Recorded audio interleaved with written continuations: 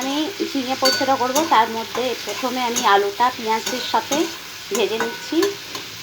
তো অনেকটা ভাজা হয়ে গেছে, আর একটু টমেটো কাঁচা লঙ্কা দিয়ে দিয়েছি। তো হয়ে গেছে আমার অনেকটাই। এবারে আমি ঝিঙেগুলো দিয়ে দিচ্ছি।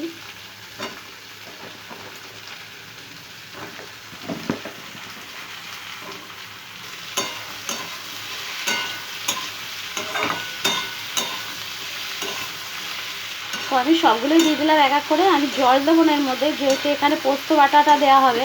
তো পোস্ত বাটার মধ্যেই অল্পটুকু জল থাকবে, সেটাই আমি দিয়ে দেবো। তো এখানে পোস্ত বাটাটা হচ্ছে, তো এখানে আমি পোস্তটা দিয়ে দিলাম। তো এখানে আমি কিন্তু জল সেরকম দিইনি, শুধুই পোস্তর মধ্যেই যেটুকুনি শিল ধোয়া জলটুকু। এটা আমার হয়ে এসছে।